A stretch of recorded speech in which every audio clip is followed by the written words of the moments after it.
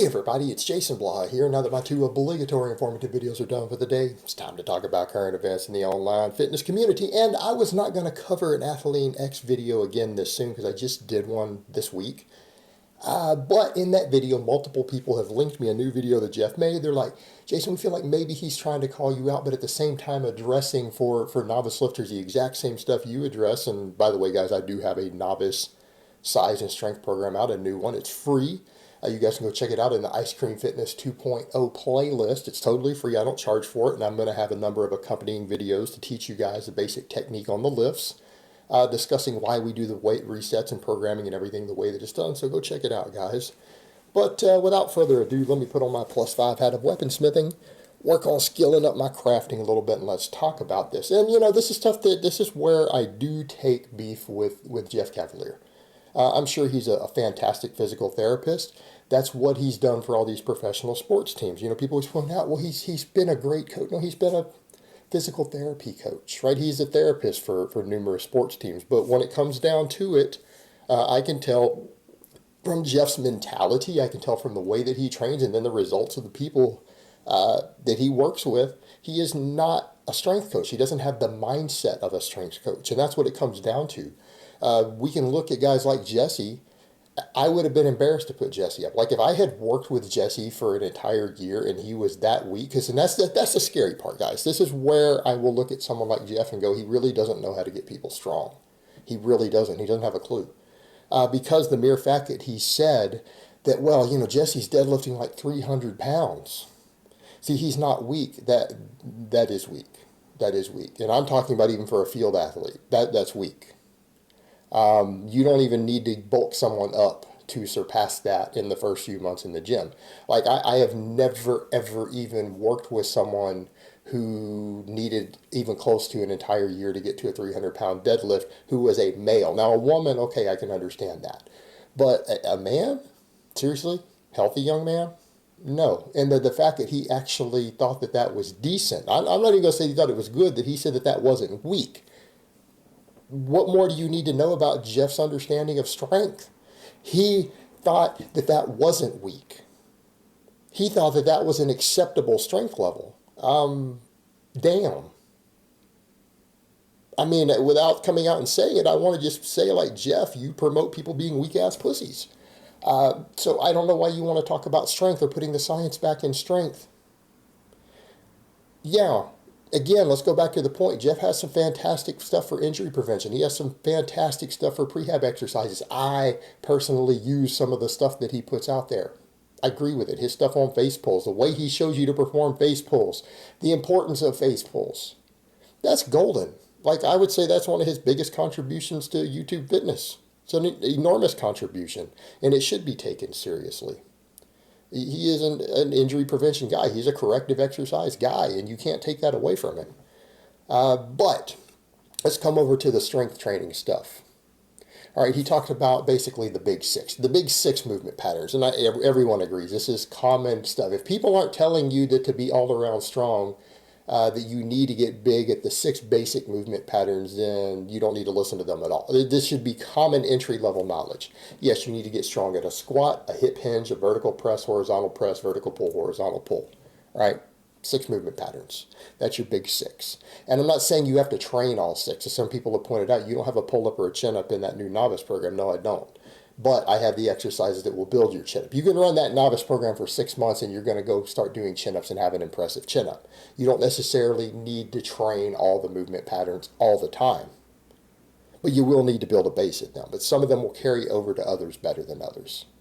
Of course, he threw some caveats in there, and some people said, well, I thought he was taking a poke at you with saying do incline instead of flat bench. And whatever, guys.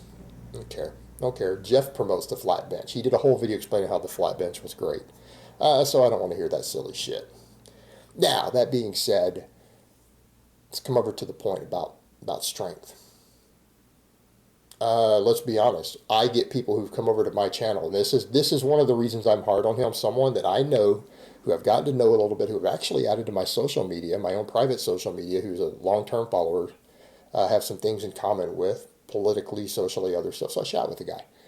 He's one of the people who bought one of Jeff's programs, and he didn't get strong. The program sucked. So what am I supposed to say when I get someone who I've talked to personally who tells me, yeah, they bought one of Jeff's programs and they made shit for gains, and then they come over and they're running my free stuff and they make the best strength and size gains of their life on my free program. So what am I supposed to think about Jeff's ability to write a program? And look, he wants to talk about all these corrective exercises. You shouldn't be impeding your lifter's strength base with corrective exercises. I'm not saying they don't have a place. They're great. You know what? They're great.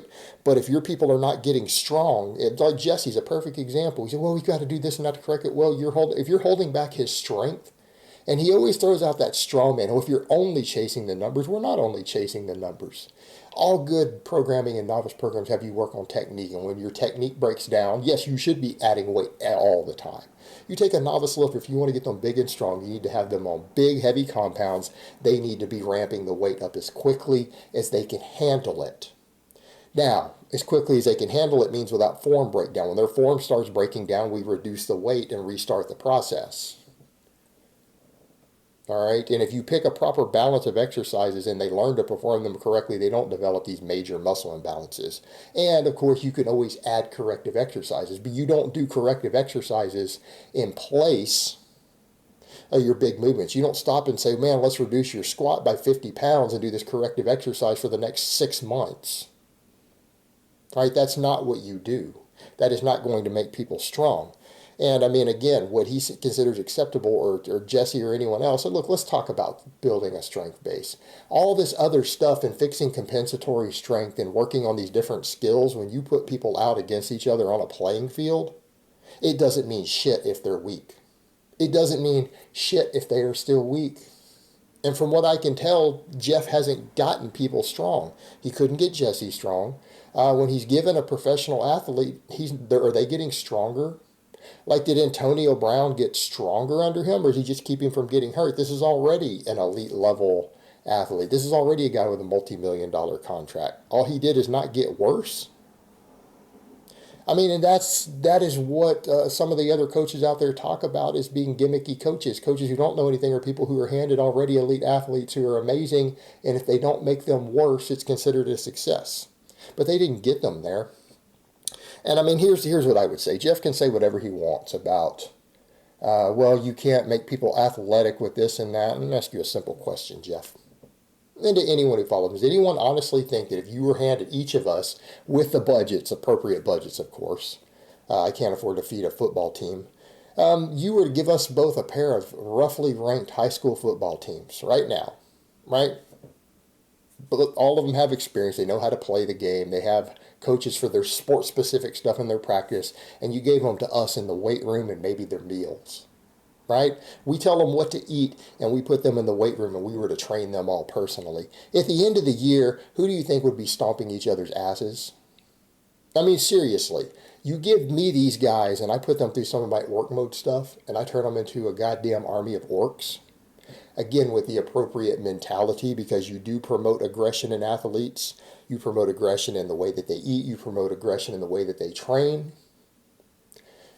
You know how to motivate them. You know how to motivate people in the weight room, because I do know how to motivate men when we are training. I do know how to motivate them. And what I see you fucking around in there, Jeff. I see you playing around with people, and I'm sure your guys would be really good at hopping around on one leg and clapping their hands while they hop on one leg. It would be great at flies, and I'm sure they would be really, really, really, really ripped.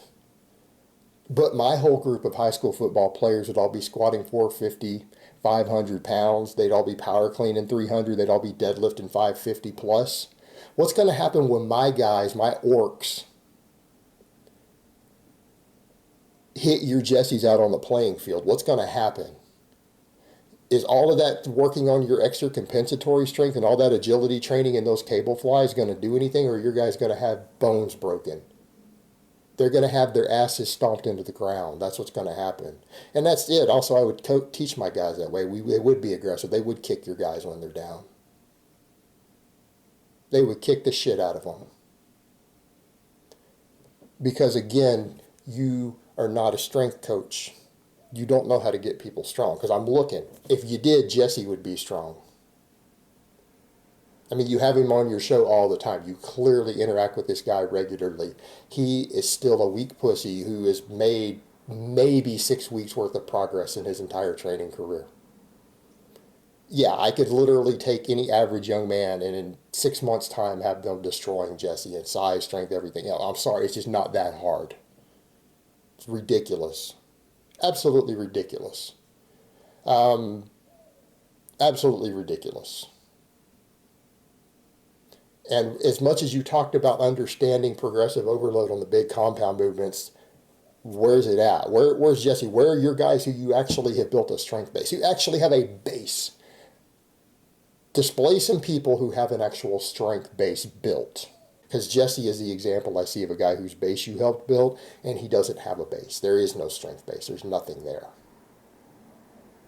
All right, guys, but that's really all I have to say on that today. I hope it's been informative, and I will talk to you guys next time.